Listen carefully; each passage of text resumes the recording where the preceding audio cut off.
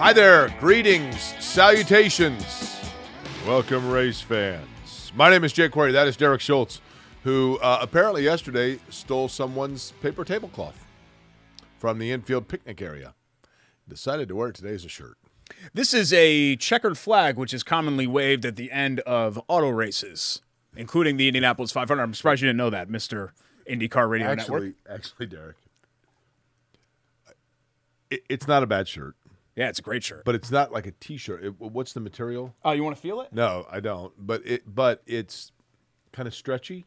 Yeah, it's like a nylon-y right, sort of thing. Cool. Yeah, silk. But, you know, a lot of like athletes, basketball players, football players in particular, when they're on the sidelines, they'll do this. And it looks like you did that and it pulled loose this area. Yes. And that chest hair is so foul. This is just my summer look. That's what this is. Hi. And then there's the mustache, which I realize is supposed to be like a tribute to like the yesteryears of the Coke lot, but you look like Ted Lasso. Yeah, no, really, at this point, I just have the mustache because it just looks good.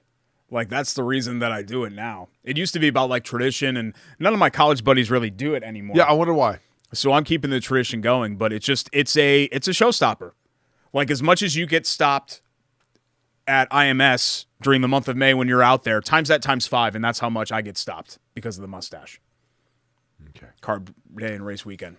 Well, it was a great race weekend, and I thought the race itself was I realized that we're going to talk for probably a lot of time about the finish of the race. But let's begin with just the event. Mm-hmm. Derek, I've been to the Speedway a lot, and you know, that was my 38th Indianapolis 500. I have broadcasted and been very fortunate enough to do so, I realize, 17 of them. I don't know that other than 2016, that's the biggest crowd I've ever seen out there. It was unbelievable. I mean, there wasn't, admittedly, when you're up high in the turn, you can usually see some metal. Lower areas of the short chutes. I mean, there was none visible. That literally every single seat in that place was full. To the gills. It's very weird to say. I know that people are probably eye-rolling saying, well, how do you tell the difference between 320,000 people and 340,000 people? If you were there, you know what we're talking about. Yeah. It just, parking probably took a little longer. Getting in and getting out probably took a little longer. The concessions probably took a little longer because there were just more people there. I agree with you. I don't think we've seen something like that since 2016. I think the numbers that IMS releases eventually, even though they're never going to give a hard number, are going to back that up. But it was great racing weather because you had the cloud cover, so you weren't worried about getting cooked. Temperature-wise, it was very comfortable. I was walking all around. I walked from turn 1 to turn 4 into the campground into IMS, and I don't think I expended one drop of sweat. So it's about the best that you can ask for.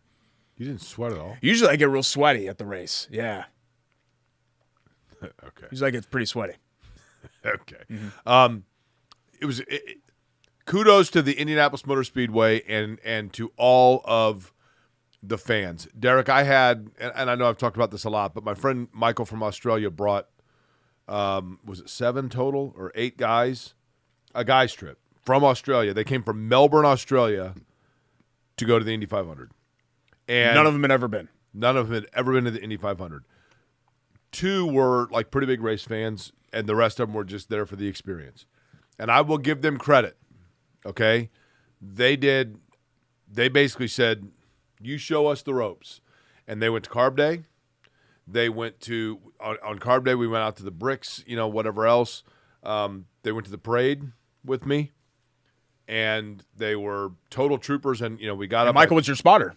Michael was my spotter, and they were down. His friends were sitting down below us, and they were in total awe. I think the race itself probably bored them a little bit between laps 50 and 150 for a new, and they walked around and soaked in everything and drank beer and whatever else. But the sheer magnitude of the event, the flyover, you know, what was really interesting is Michael during taps, like Michael showed me like he was like, oh my gosh, I have goosebumps. And I mean, they're not American. Yeah. But I just think that the magnitude of that event, the respect and the reverence for everything about it, carries over to even people from the other side of the planet. It was an awesome event. And in the end, Derek, and I know there's going to be a lot of talk about this, rightly so and understandably so, but in the end, to me, the right guy won the race. And I say that only because, and Marcus Ericsson, I give Marcus Ericsson a ton of credit, because here's a guy that a year ago, like everybody was like, well, he's a ride buyer or whatever else. Marcus Ericsson looks like a guy that's about to become a Scott Dixon level talent, especially at Indy. Just steady, finds his way to the front when it matters most, and you're like, holy cow, here he is. But at the end of that race, and let's go back to the red flags. First off, you tell me your thought on the final red flag that put Ericsson as kind of a sitting duck on the last lap. Yeah, I thought it was the wrong call, if I'm being honest. If I'm looking at this objectively and as a, I don't want to say race analyst because I don't know racing like that, but as somebody that's covering this, right, for the show, I think it was the wrong call. There weren't enough laps left on cold tires to make that a safe restart. They're very fortunate, in fact, that there wasn't an incident in a one-lap shootout. From a fan perspective, hook that right into my veins. Let's go. I wanted anything but for that race to finish under yellow with Marcus Ericsson repeating. Right. Well, so give me Newgarden, okay. Give me the drama, give me the excitement, give me the danger, give me all of that, and that's what that finish provided. So this is the question people are going to ask. Would that race have red flagged and finished as it did if the situation was reversed? Yes. If Josef Newgarden was sitting in the lead and Marcus Ericsson was second, would they have done the same thing? I know what you're saying, but the answer to that is yes, because the conspiracy theory is that, well, it's a Penske driver and Penske runs the track. He's not instructing his race stewards to rig it for him. Roger Penske's got enough 500s without it being rigged. And in addition to that, Derek, come on. Josef Newgarden started 17th. Yeah. You know what I mean? Like, if Roger Penske was going to rig this for Josef Newgarden, wouldn't Newgarden have been, in the front two rows? Yeah, I just think we've now reached the point where this race has to be 500 miles and has to finish under green. And it's very difficult. If you're the 500, you've now painted yourself into a corner where you can't compromise on either of those things. You're right. So the cat's out of the bag now. Well, I mean, the rain, if it rains. Well, yeah. Clean racetrack, right. Weather, unweather related. That's what you have to do now. You can't have Sato in, what was it, 17? Was that the race that he won under caution? I know Kanaan won under caution in 13. Right. Well, what's funny, Derek. You can't have that again now. What's interesting, I saw the 89 race finish under caution. The 88 race finished under caution, and those were anomalies back then. Yeah. And then, Dario Franchitti won 3 races under caution all 3. Yeah. It's relative. Kanaan wins under caution. It was rare for a long time, but I agree, it's anticlimactic. For me, here's why I say the right guy won the race, and I mean that as no disrespect to Marcus Ericsson, who's been a wonderful champion and done everything the Speedway asked of him. But with 5 or 6 laps to go, they all run together, I apologize. Newgarden has the lead. Ericsson's running second, and Pato's running third. Pato dives down to the inside in turn 3 right below me to try to take second position, and he spins and hits the wall. I'm calling that, and I see Pato hit the wall, and then I looked up to turn 4 to see, because I'm thinking, do I throw it to Chris? Mm-hmm. What am I doing here? And I realized Newgarden is in the lead, and he's going into 4. And I thought to myself right then, Newgarden has won the race. The race is over.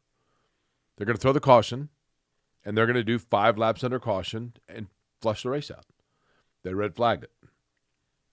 Okay, so they do the red flag. They do that restart. Ericsson gets past Newgarden, but all hell breaks loose right behind him. And then I'm trying to think, was that the second red flag or the third? But at any rate, that was the third one. Okay, yeah. Then the first one was what? The Ericsson. I mean, the Rosenquist. The Rosenquist was the first one. That's right. Okay. Pato was the second, and then the third one was my point being the one that pack. really, the one that, I mean, the Pato one, if they didn't red flag it right then and just let it play out organically, Newgarden wins the race. And that's what ended up happening. So it probably worked out. The racing gods balanced it out is what I'm getting at.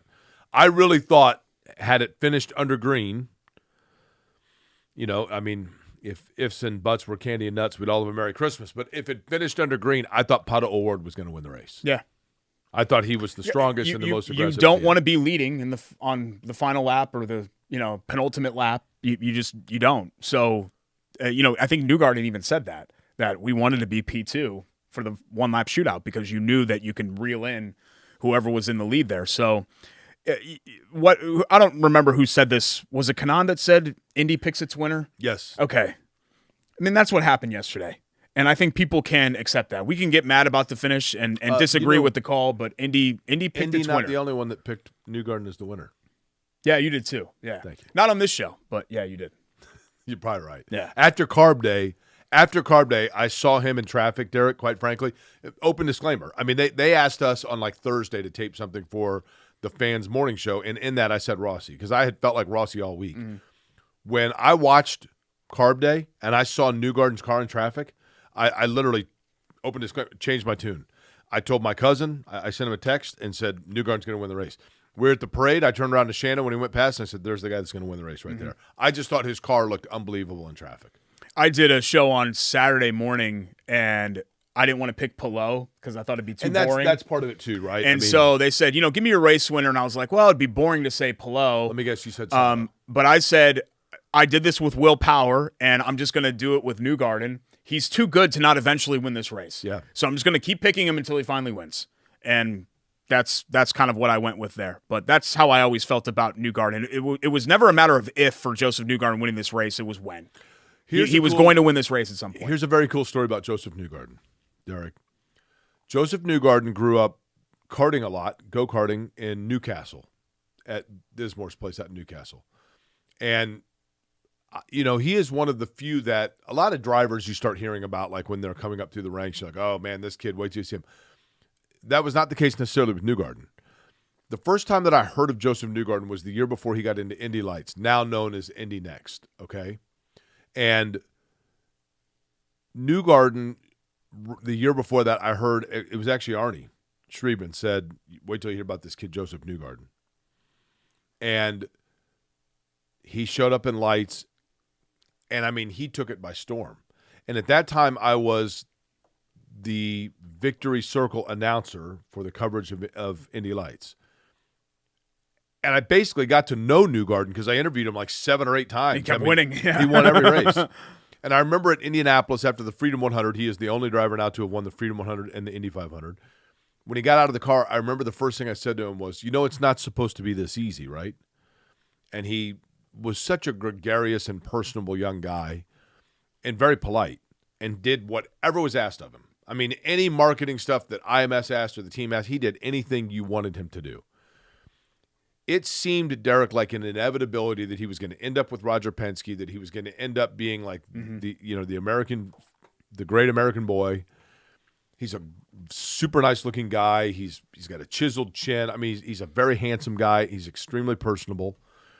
But while he has changed a little bit in terms of just the professionalism and the focus that goes with driving for Roger Penske and being buttoned down and protective of oneself, totally all understandable, he hasn't changed in terms of his desire to do the right things and connecting with people and promoting things. And in that capacity, in December of 2021, Kerry Estes, who is the dairy farmer of Estes Dairy Farm, right?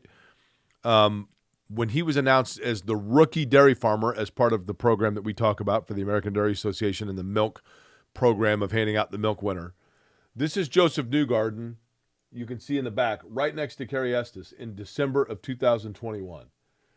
Now, how awesome is it that is the exact milk farmer that, a year and a half after that photo was taken, is handing the milk to that guy right there as the winner of the 500. I mean, you could see how fired up Kerry was in Victory Circle, too. You can't see him in this picture here, but when he handed Josef the milk, they did like a arm handshake and Kerry's screaming at the top of his lungs. He was so geeked about it. Yeah, which is totally understandable. What's been cool, and we're now getting, we're old, right? I'm starting to get gray hairs even in my mustache, and you've got some gray hairs over there too.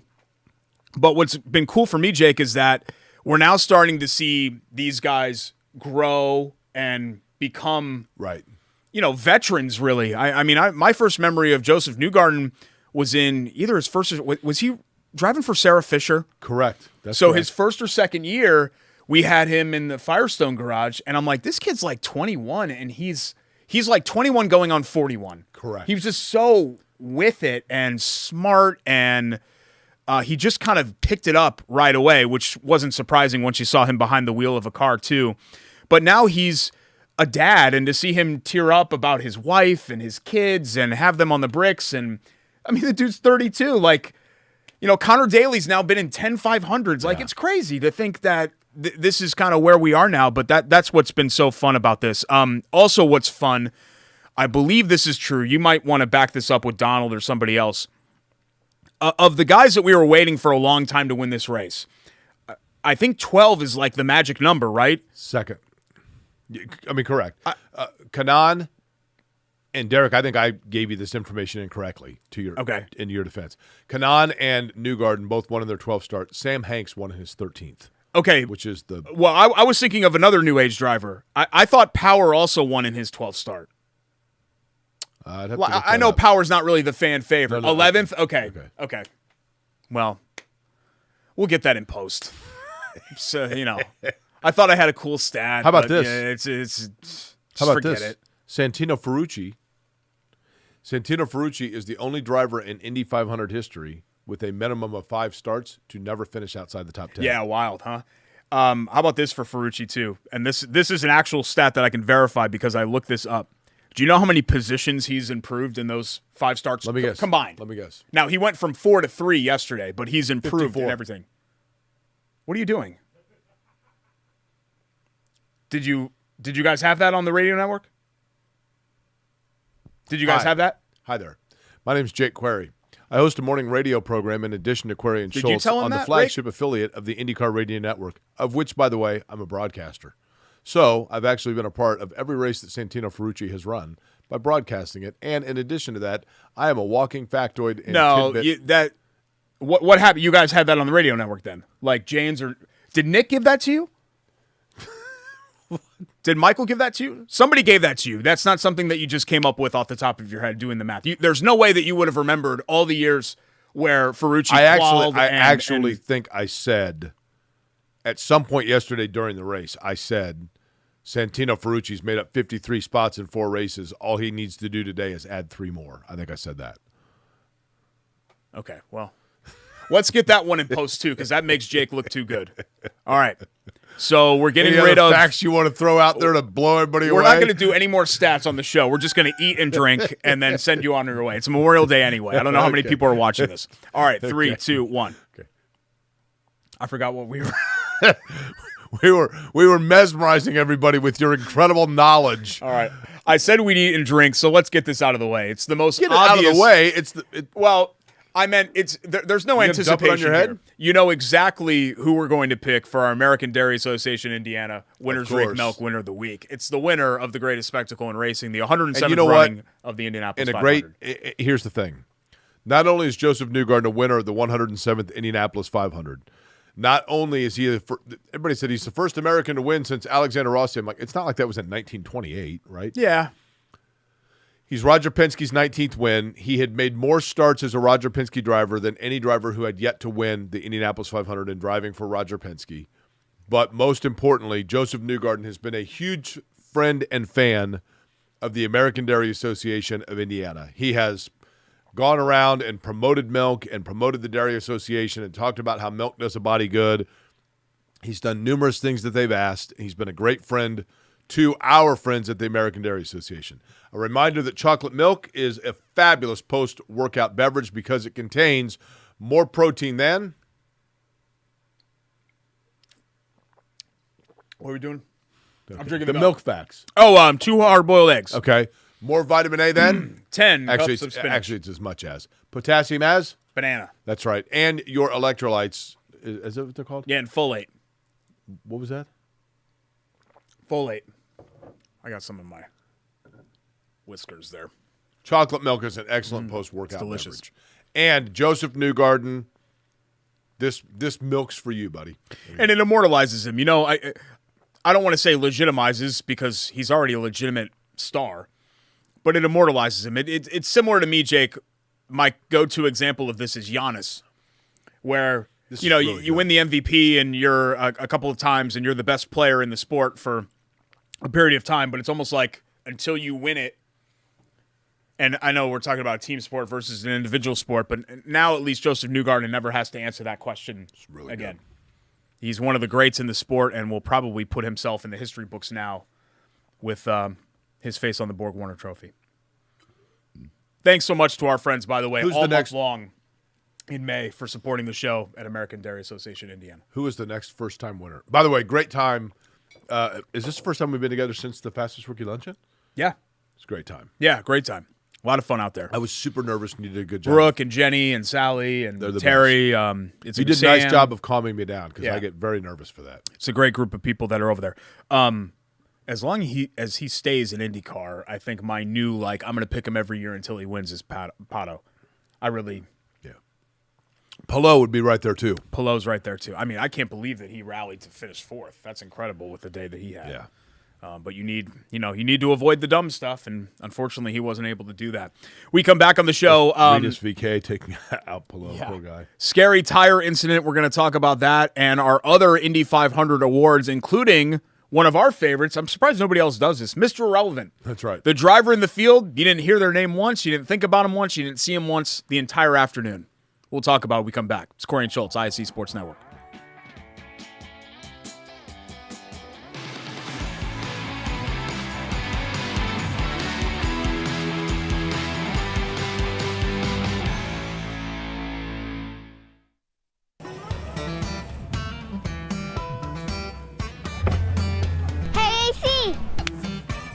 Nice snap. Mortgage is a snap. Duh. Bailey and Wood, a lending hand for Wish TV Sports. At an Indiana dairy farm, long workdays stretch into more labor after sunset. A newborn calf needs watching. Barn needs cleaning. Tractor needs some handiwork for tomorrow's tasks. Just like in your own home, the day's chores are never done until the family beds down for the night. Dairy farmers and their families share the same dream with all of us, that what we all do is worthwhile. Bringing to market pure, safe, and healthy dairy foods is what they do, from Indiana's dairy families to ours every single day. Learn more at winnersdrinkmilk.com. Hey, AC. Nice snap. Mortgage is a snap. Duh. Bailey and Wood, a lending hand for Wish TV Sports. All right, welcome back. It's Corey and Schultz, presented by Bailey and Wood Financial Group here on the ISC Sports Network. Thanks so much for joining us after the unofficial start of summer, Memorial Day. It is that. Maybe you're watching this later in the week. That's also a possibility as well. But we also appreciate the partnership with Bailey and Wood Financial Group, 855-350-HOME, BAWFG.com. Derek, you should say that with Jake a wants more me to be more deliberate when I'm pointing that out. No. Happy birthday to Bailey, just turned 24. BAWFG.com or 855, what's the phone number again? Yeah, so you don't even know. So, no, you do it. Okay. You do it. 800-350-HOME. 888-350-HOME. 855-350-HOME. Yeah, okay, great. 855-350-HOME. Took 3 times. If you're thinking about getting a new home, guess what? 855-350-HOME is the place for you because Bailey & Wood is dedicated and committed to not only helping you find your home in Central Indiana, but keeping your money here in Central Indiana as well because a lot, actually, of the money that they earn, they philanthropically give back to the community. So you know you're doing something great by working with Bailey & Wood and that they have your best interest at heart. BAWFG.com is their website. And by the way, happy anniversary to Bailey, her 25th, or birthday, I should say, her 25th birthday of Bailey & Wood. You done stepping on me? Mixing up birthdays and anniversaries and phone numbers, you done? It ain't so easy, is it? How many spots for Ferrucci again, Derek? The 500's over, man. So, like, the praise train about the IMS radio network and all of that, like, that's done for another 364 days. So, No, I'm aware. yeah. We're back into like the real world now. It's not all, well, it's so great what you guys do. Been on my lawnmower since 72. Listen, okay, yeah, great. Great. I'm glad you listened to the radio. Awesome. You guys really do a great job. God, what a scary tire incident. As all of you know by now, it ended up flying in between the grandstand. I don't even know what stand that is in the Turn 2 suites, Vista. right? Southeast Vista and the Turn 2 suites kind of went in the gap. And there's a small parking lot down there. I'm assuming that's the suite parking, correct? Yeah, it was an employee. Okay, and an employee in a Chevy, was it Cruze? Had some front end damage, but if that's all that it is, thank goodness, because if that was almost anywhere else on the track, I mean, 90% of the track, you're in real trouble if that tire goes flying up into the air. So I'm interested to see if there are any changes with the catch Derek, fences. the tires are tethered. So the tires theoretically are attached by tether to the car itself. They will. The one thing I know about auto racing is that they take every single accident and they immediately begin looking at the engineering of it to determine what needs to be done differently. Does that mean that they changed the tethering of the tires in some way, shape, or form? I guess that's possible.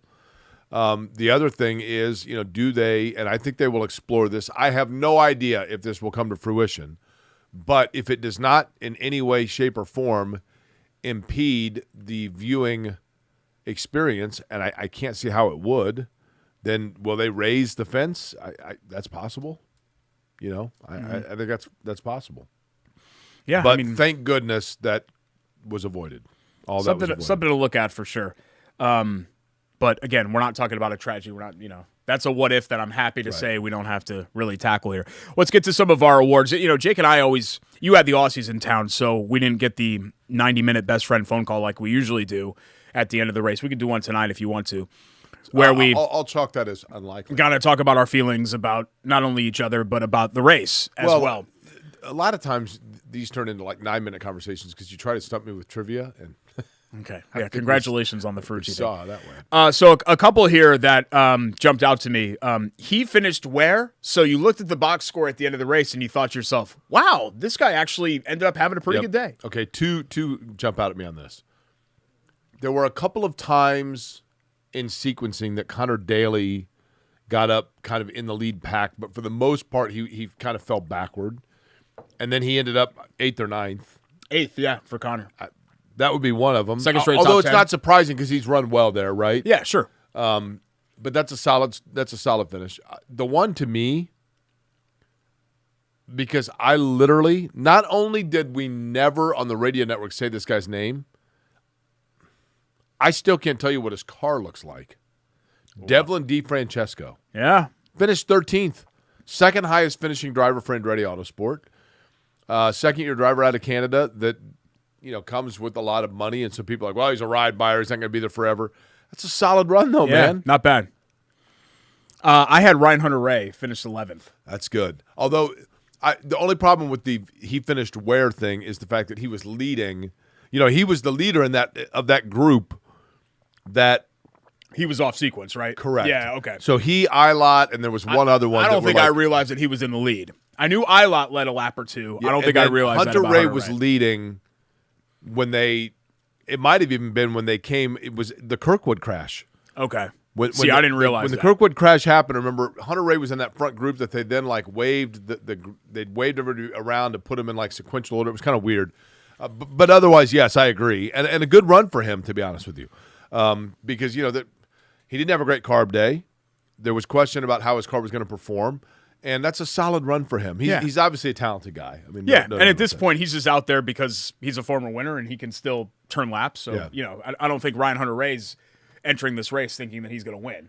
But I think he's got to be happy with that result, right? Yeah, and I think so. Listen, they got root insurance on board, so that's cool. Had himself a day in a good way.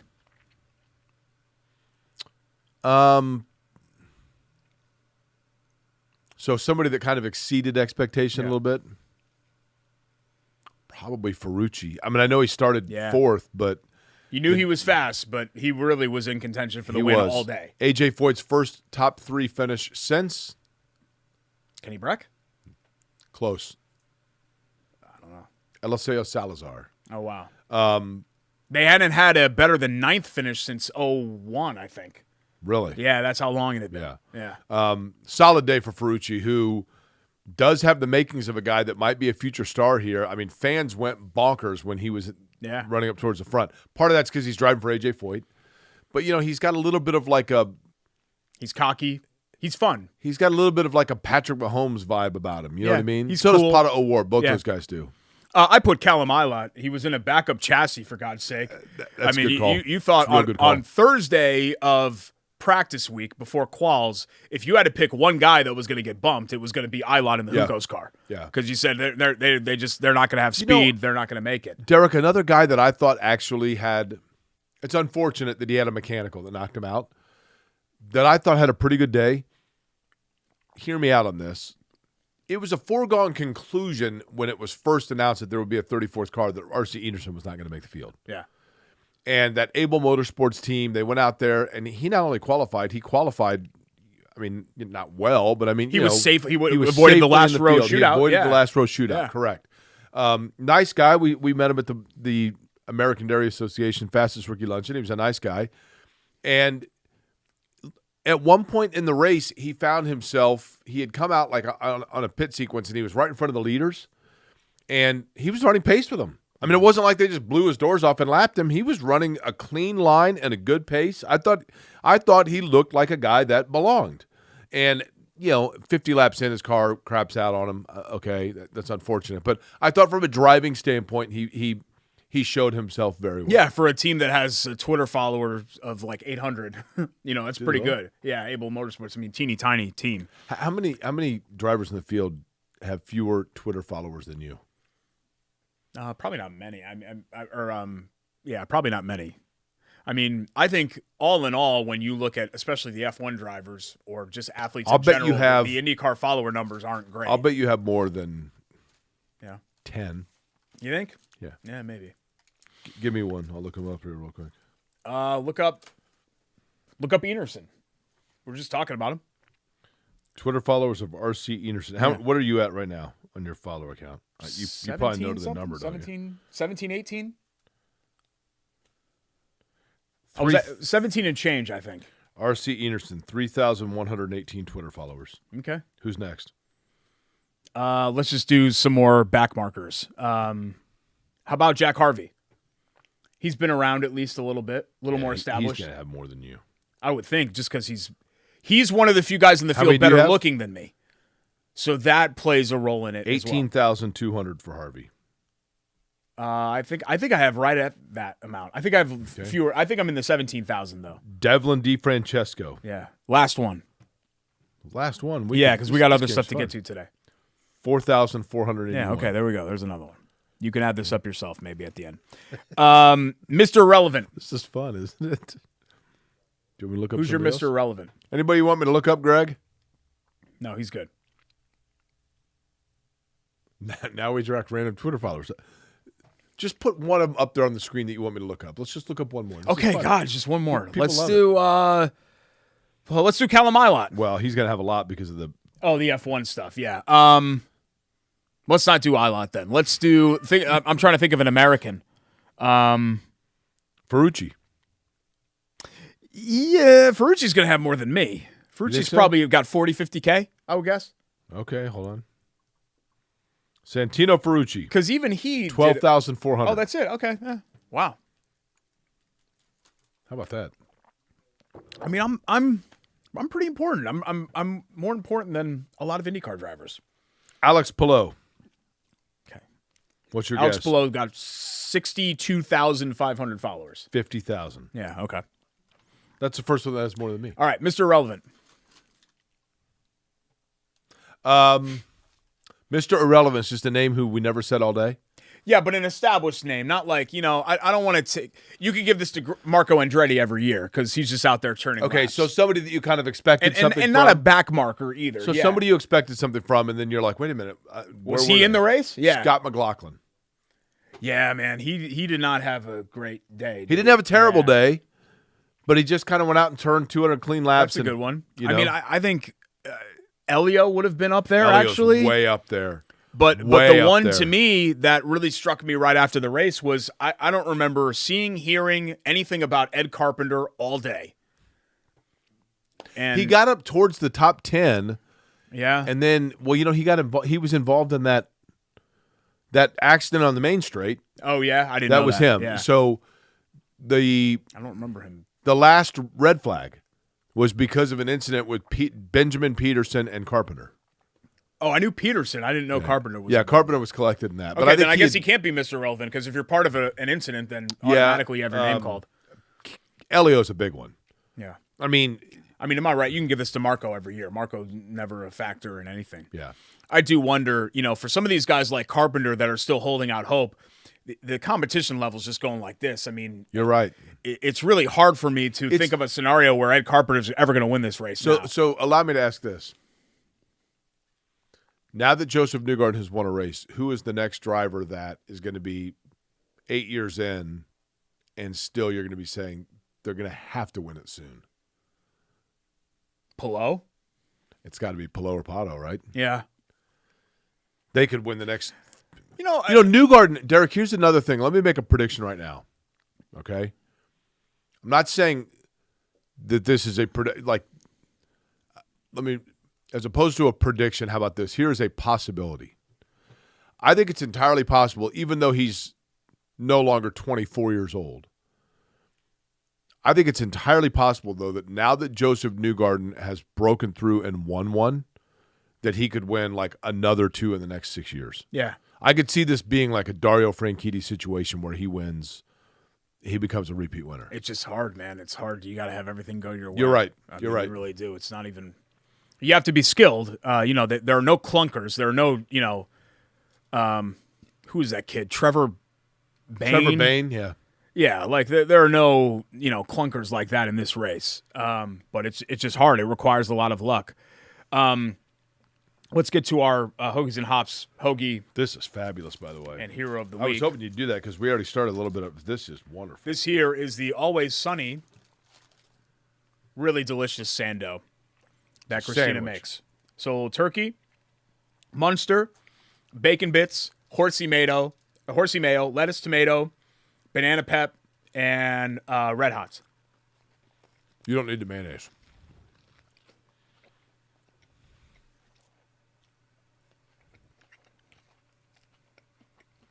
You don't. Oh my. Hold on, I gotta get him. Let me get a napkin here. Hang on. It's a little messy to eat, but it's really good. Really good sando. If you are a normal, civilized human being with even the most elementary level of tabletop manners, it's not difficult to eat. Good.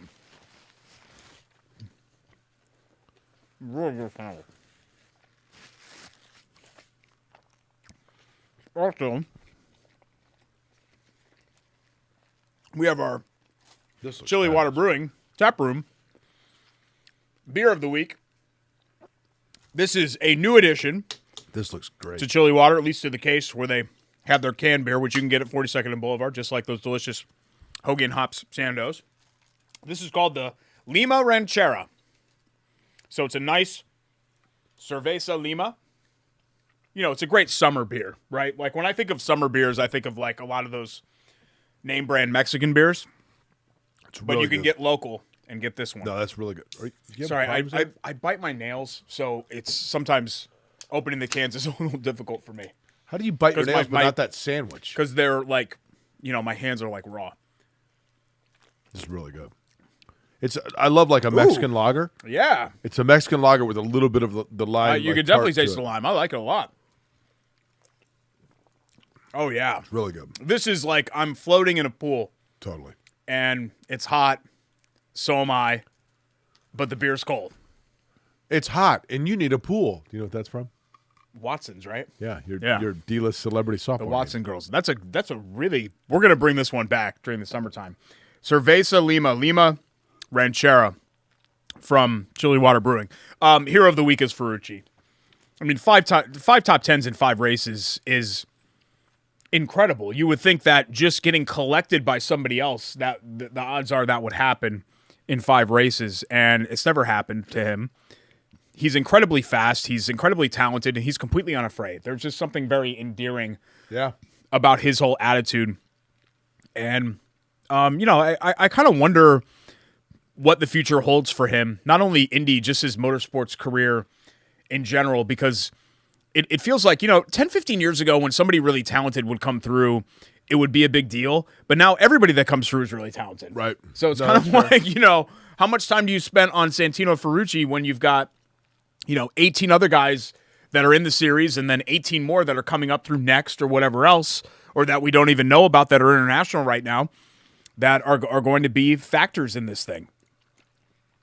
But Ferrucci, to me, was my hero of the week. This is fabulous. Yeah, it's really good. This is top 3 to 4 Sando for me from Hoagies and Hops. Do you know my hero of the week? Who? Will Power. Because of what he did at the parade? Mm-hmm. Well, for folks that don't know, tell that story. So I had my friend Michael, as I mentioned, bring all of his mates on a guy's trip to the Indy 500.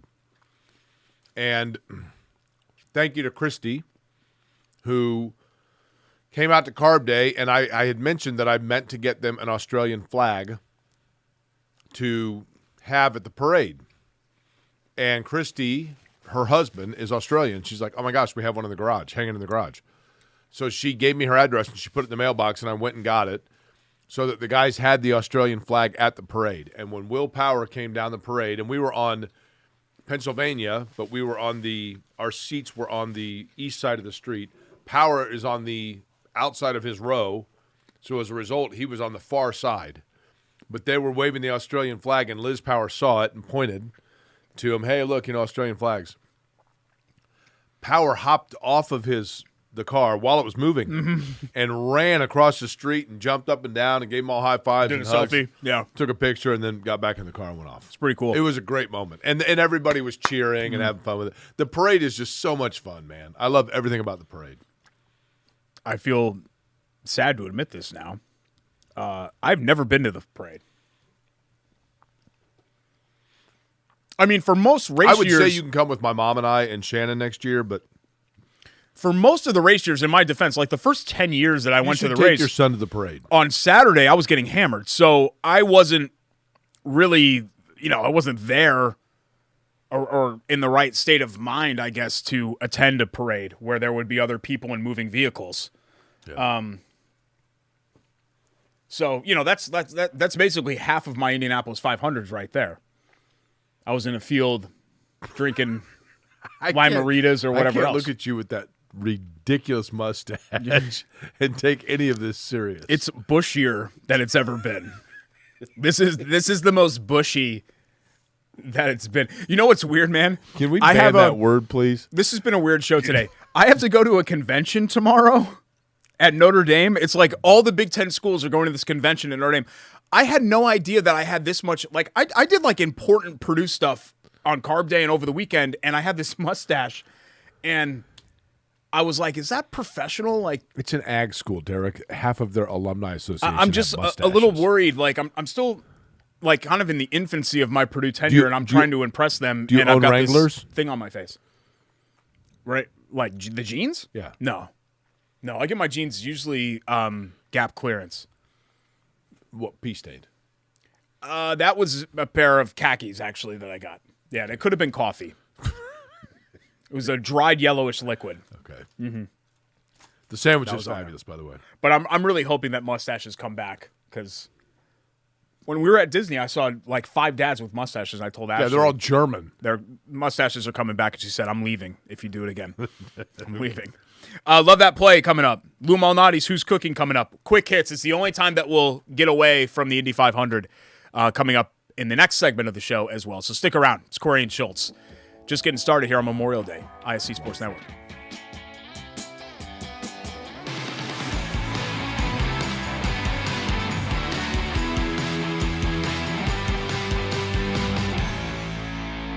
At Bailey & Wood, we pride ourselves on our 5-star customer service. But at our core, we're a family. Family owned, and family to our customers, staff, and our community. From charity events to recognizing hometown heroes, we prioritize giving back to our communities that have always supported our growth. So let us help you get your dream home today.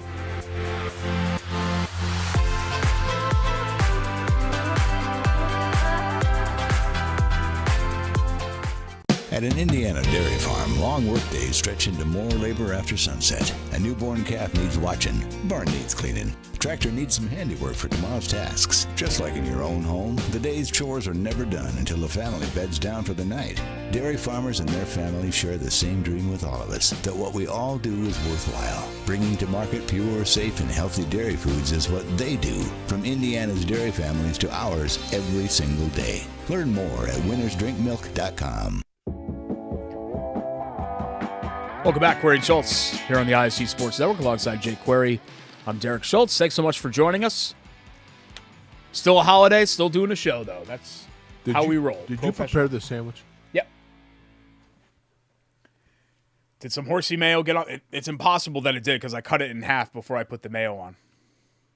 I tasted mayonnaise. So it's not possible. No, I tasted mayonnaise. Not possible. This sandwich is unbelievable.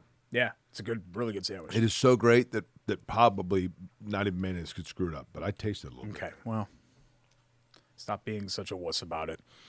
Lou Malnati's, thanks to them, they are the sponsors of this beautiful studio where we eat all of the foods and drink all of the liquids. Our friends at Lou Malnati's have our free delivery code, which is up there, QNS Free Del. So if you're in the central Indiana area for any of their 5 central Indiana locations, Avon, West 86th Street, Greenwood, Carmel, and Broad Ripple, the only dine-in location being the Midtown one there in Broad Ripple, they will deliver to you for free with our code QNS Free Del. Also, the summer is here. Beautiful patio in Broad Ripple to sit out and enjoy a delicious Lou Malnati's historic pie with your family. Also, they just have all kinds of stuff going on over there. Events, and they've been real charitable and they're great. Partnering with a lot of local sponsors as well. I know Lou's is a national presence, right? You go anywhere in America and people know Lou Malnati's, the brand and all of that. I mean, honestly, Derek, I am super thrilled and flattered to be associated with them. I love the way that they've integrated themselves seamlessly into the community and into central Indiana here. By the way, speaking of delivery, the Australians gave me a boomerang. Oh, cool. So you throw it and it comes right back, Yeah. Do you want to try it sometime? Yeah, that'd be great. Did you know that boomerangs actually were originally a hunting device used by the Aborigines? I did know that. How did you know that? I did know that. How? They would behead kangaroos with them. No. They would sharpen rocks and tie them on, I don't know, with twine or whatever they use. Do they have bamboo in Australia? That's China, right? That is bamboo. They'd get rope or whatever, and they'd put sharp rocks on there. They'd sharpen them, and you throw the boomerang like this, and if you get it on the certain arc, as the kangaroo is hopping, and you time it right out, they can hop right into it. You take the head right off of it. Then why would you want the boomerang back? It would come back to you, and you'd catch it. How do you like catch that it? to hunt the next kangaroo? Okay, let me ask you this then, Smarty Pants. If the boomerang is sharp enough to decapitate the kangaroo, how do you catch it? You catch it on the wooden side. So only the like the gap portion of this would be where you'd put the sharp rock and you tie it on there and then you catch it in the wooden. I'm kind of a history buff. I don't know if you guys know this. So I know a bunch of these like factoids from other cultures and all of that. Yeah, but they used to behead kangaroos with them. Ordered at LouMalnati's.com. I don't think that's accurate. They would never harm a kangaroo. Our friends at Lou Malnati's. What about koalas? Did they do anything? Koalas very aggressive.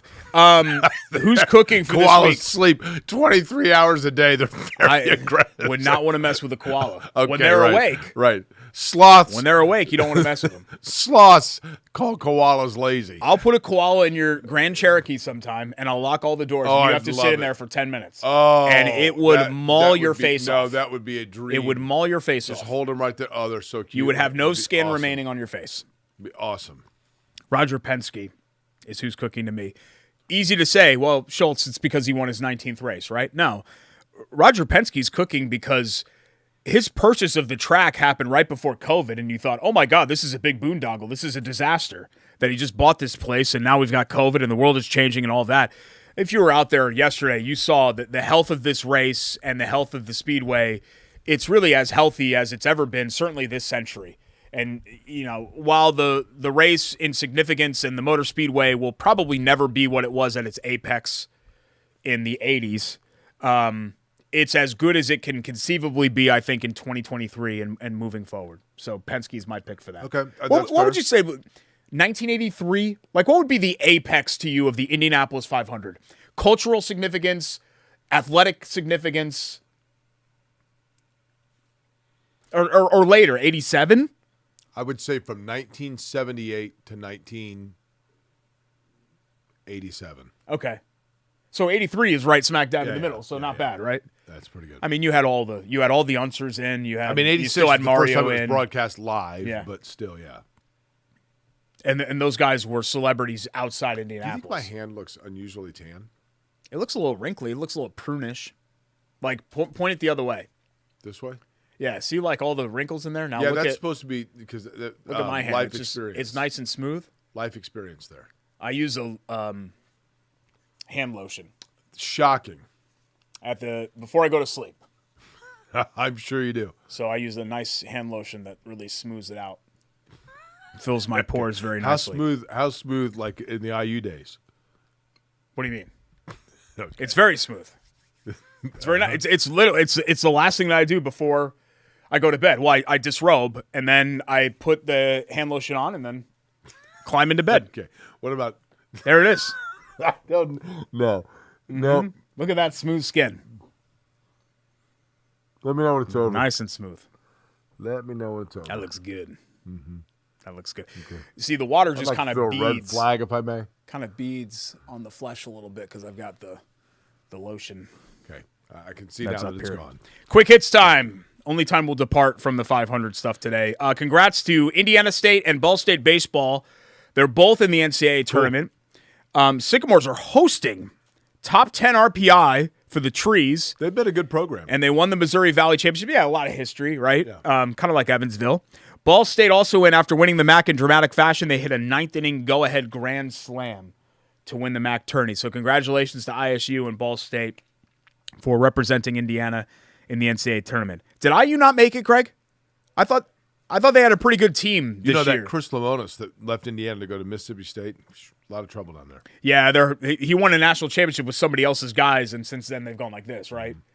I hear about it from Hagen. Yeah. Hagen's always talking to me about Miss State. I love Hagen, but like, dude, I don't care really about Miss State baseball. Speaking of college baseball, did you see this story about this dude from Mooresville in the gambling situation? Saw a headline.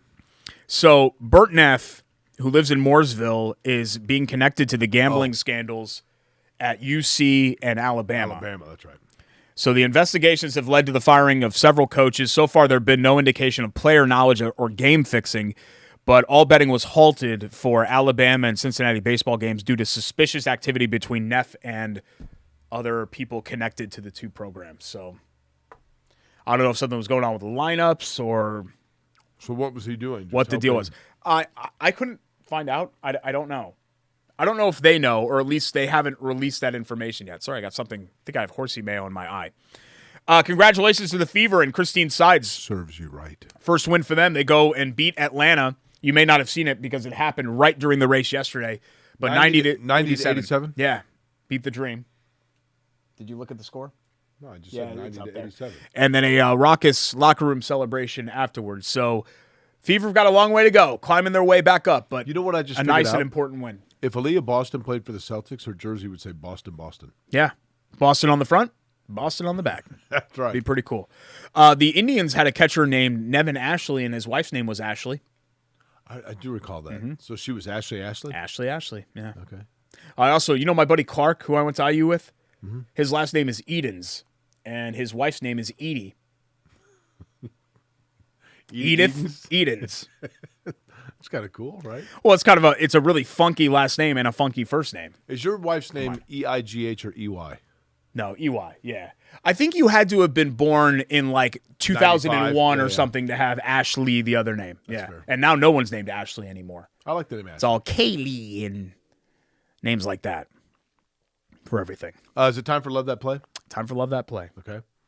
Love That Play, by the way, brought to you by the good guys at Love Heating and Air. Love-HVAC.com. And happy birthday, Chris and John Love. Happy birthday to both of them. Did their birthday ever the big land on the 5-0. 500?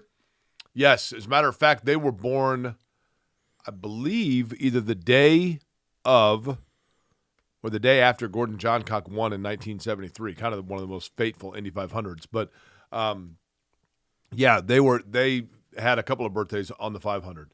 But I know this because, matter of fact, I remember in third grade, their dad taking us up in an airplane, airplane rides. So that's how long I've known Chris and John Love.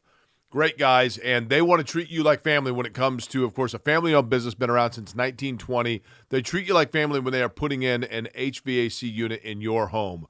This time of year, start thinking about that air conditioning, making sure it's up to standard, whether you just simply want to get a clean on it or make sure that it is up and running, or if you need a new air conditioning unit, love-hvac.com.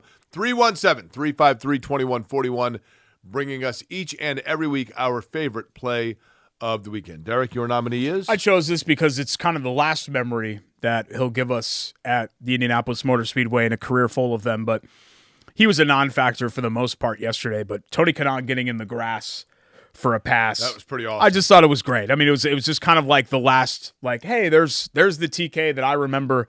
He was always so aggressive and going for it for the win, and that's what really endeared him to the fans. And he had some fun with it with the post-race celebration. I heard the radio call. I think it was maybe Nick Yeoman.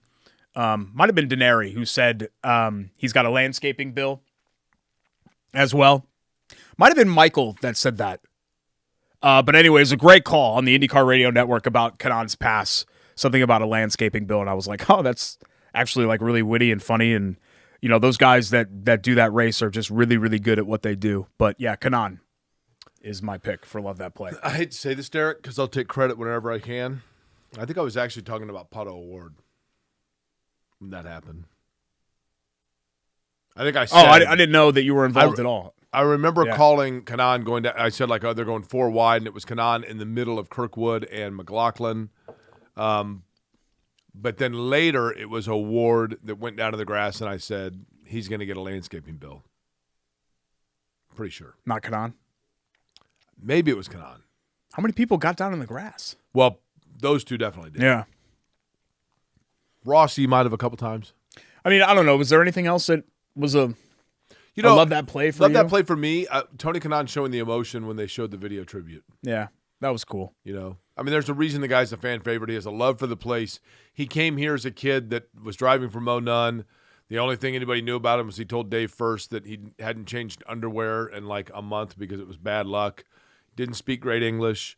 And now Tony Kanaan is a guy that lives in Indianapolis is with, you know, his wife Lauren, who's from Indiana, sending their kids to Indianapolis public schools and driving them to school every day. Yeah, he's made Indianapolis part of his life. Totally, and is a staple in the Indianapolis Whereas area. It'd be really easy to just be like, I got my boat down in Miami. I'm good. Sure. I don't need to spend 12 months out of the year here. For sure. No, we'll miss Tony. I would have liked to have had him be more of a factor in his final race, but I do like the fact that he and Elio finished 15th and 16th, and he talked about kind of battling him in the final lap. It's neat. One of my favorite stories, probably my favorite story, in fact, of anything that we did during the radio career, of all the drivers that we talked to, was Kanaan after he won in 13, talking about how special it was and how it was fate that it was Dan, Dario, and him all on the Borg Warner Trophy 11, 12, 13, and how much that meant to him. I just that always just kind of stuck with me as something that's really cool and special about that race and why we love it so. Chateau Kitchen's Buy It or Bold Bleep when we come back, and we will wrap up this show next. It's Corey and Schultz, ISC Sports Network.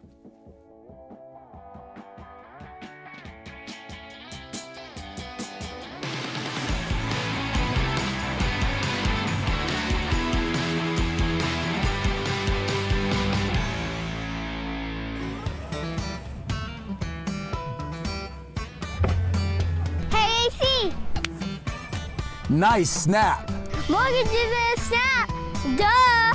Bailey and Wood, a lending hand for Wish TV Sports. At an Indiana dairy farm, long workdays stretch into more labor after sunset. A newborn calf needs watching. Barn needs cleaning. Tractor needs some handiwork for tomorrow's tasks. Just like in your own home, the day's chores are never done until the family beds down for the night. Dairy farmers and their families share the same dream with all of us, that what we all do is worthwhile. Bringing to market pure, safe, and healthy dairy foods is what they do. From Indiana's dairy families to ours every single day. Learn more at winnersdrinkmilk.com. Hey, AC! Nice snap. Morgan did a snap! Duh! Bailey and Wood, a lending hand for Wish TV Sports. Hi there. My name is Jake Query. Derek Schultz is the guy sitting to my left with the horrific mustache that strangely likes mayonnaise. And this is Query and Schultz on the ISC Sports Network. We thank you for listening, following along, whether you are watching us on social media, whether you're watching us online, wherever it may be. I guess that would be same thing. Or simply listening in podcast form. It is much appreciated. Derek had just mentioned we have one last segment in the show, but because I've worked a lot in the last 2 weeks, I don't remember what it was. Butter Bull Bleep. It's right behind you. Oh, brought to us by Chateau Kitchens. Of course. Right? At Chateau Kitchens on IG and Facebook for before and after IG? pictures. Instagram, chateaukitchens.com. Wrapping up my basement. So floors in. So wrapping it? No. Okay. Wrapping up the project. So the floor's in. Doors are hung. They primed it, so still have to paint it, but primed it. Laundry room's pretty much done. The countertops, beautiful sink. And the washer and dryer are hooked up, thank God, because Does it make you as never much as I wanna- love my parents, it was tough to go up there for 4 hours every single week. Does it make you never want to leave home again? It does. Yeah. It's beautiful. I mean, we're really, I'll have you over sometime. Okay. You can come down to my basement and hang with me. I don't think you haven't been to my house, inside the threshold of my house in a long time. We did that video for Bacon Fest at the old job that fired us, and Oh, you yeah, I had remember bacon that. in my dining room, and that was in 2013. I think that's the last time you've physically been in my house. But I might be wrong about that. ChateauKitchens.com. Call up our friends Steven, Ryan, both Ryans. There are multiple Ryans who I enjoy working with at Chateau Kitchens. Megan, our designer, they've got a team of designers, really talented, really good at what they do, and they'll take care of you. Here's what we do with Chateau Kitchens, buy it or bold believe. I give a statement, Jake and I go back and forth. Whether we buy it or it's bold believe, I have a feeling, given what you said, I already know the answer to statement one here. Josef Newgarden will win this race again. Buy it or bold believe. I buy it. I think he's got a couple more in him, Derek. You know what? You would have thought for sure that Scott Dixon was going to win this race again when he won in 08. Do you know why most of the drivers pick whole milk? Why? Look how perfect that looks. Yeah, the 2% is a little more thinned out. Is that why? Yeah. I think I'm going to say no. Look, gun to my head. Do I think Josef Newgarden? Yeah, I do. I'm going to say no, but more as a reflection on the competition level in the series than a knock on Newgarden. It takes a confluence of events to win this race. So you could be like Newgarden, you could be a big star, but you need thing A, thing B, thing C, thing D, thing E, and F. Look at Scott all to Dixon. happen to you. Look at Scott Dixon, right? I mean, and you thought for sure that Dixon would win again, and here we are 15 plus years later. He's never won again. So just to go against the grain, I'll say bold bleep on that. Statement 2, it would be okay for the Indianapolis 500 to someday finish under yellow again. Buy it or bold bleep? it would not bother me. So I'll buy it. Would not bother me. Here Non-weather related. They would have to determine, Derek, if it's within like if it's the final 3 or 4 laps, you finish under caution. But I mean, if you had another wreck on the restart I understand yesterday, you would have had to finish under caution, right? You wouldn't have red flagged it and done it again. That would have been it. yeah.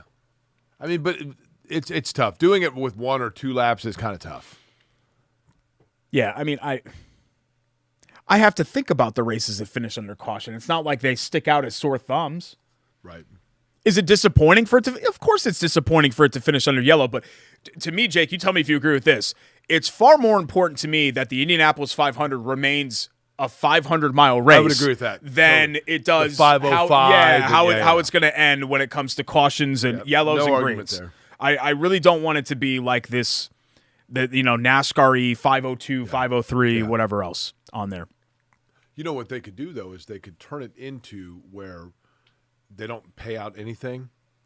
And then if they made it an extra 13 miles, which would be how many laps? 5, 6 and change. Yeah. And then I'm trying to think here. No, they'd have to do an extra 1.3 miles, actually, so a little under half a lap. Yeah, okay. We got to wrap up the show here, bud. And then you got to factor in, anyway, they could make it the Indianapolis 501(c), and no one gets paid. Be a not-for-profit deal. See, this is the kind of stuff you get fascinated by my ability to pull those numbers like Ferrucci out of my head. What about that? I mean, the way it works, right? The inner workings of what's going on here. Derek, I got to tell you something. You don't take 32 years to come up with yourself a bachelor's degree without that kind of knowledge. For those that don't know, Jake, who's used to working 3 hours a day, worked 18 hours yesterday and was in the sun a lot during the month of May. So I'm going to give you a little bit of a pass on that one. Final statement, IndyCar won't get a boost off of the momentum from the 500 buy it or bull bleep. Don't we always kind of do this? We're like, wow, this is great for IndyCar, and then they go to Belle Isle or something, and you're like, eh. The one advantage is it's a new street course in Detroit. Yeah. Maybe that gets some attention, but it's tough. I just think it's tough without going to another oval. I'm really not worried at this point. If you like IndyCar, you like it, and that's great. I don't need everybody to like IndyCar. I don't need everybody to watch Long Beach and Barber and all the other races. What's important to me is that the 500 is healthy and thriving. Fair. Everything else to me is gravy. So will it get a boost? My answer to that is that it's not buy it or bull bleep. It's that I don't care. It doesn't matter to me. Thanks to all of our great sponsors, Chili Water Brewing and Hoagies and Hops, 42nd and Boulevard. Lou Malnati's Pizzeria, of course, the studio sponsor and the presenting sponsor, our friends at Bailey & Wood Financial Group. Also our friends at Chateau Kitchens. American Dairy Indiana, they always come through for us in the month of May. We appreciate having them on board for another year. And our friends at Love Heating and Cooling. For Vince, for JD, for Rake, for Jake, I'm Derek. That rhymed. We will see you next time here on Query and Schultz. So did that. ISC Sports Network.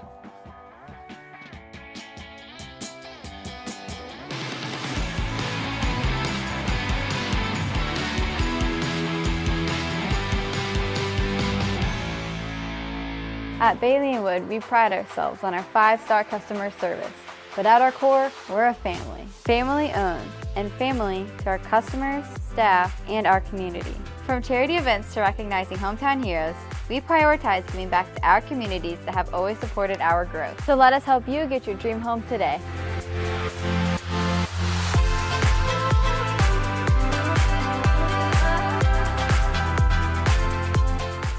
At an Indiana dairy farm, long workdays stretch into more labor after sunset. A newborn calf needs watching.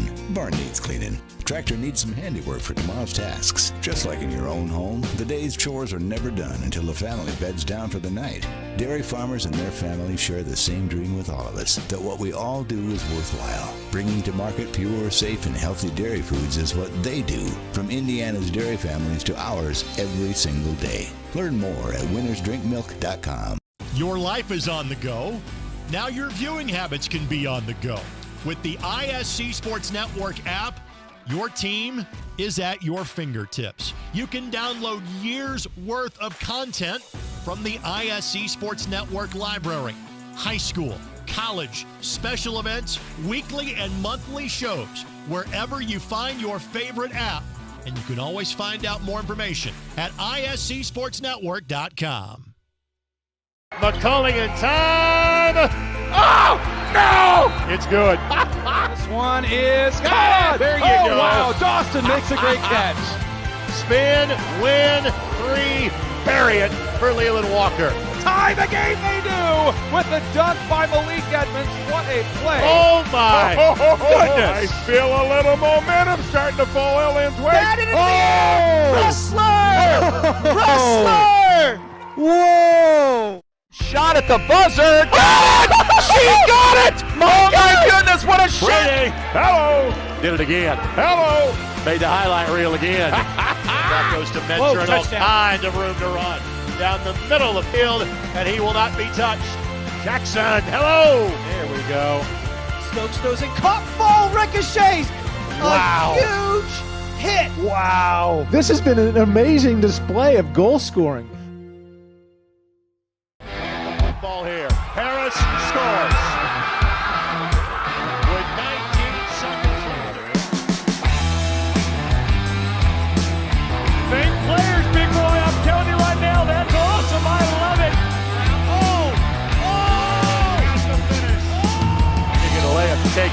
and an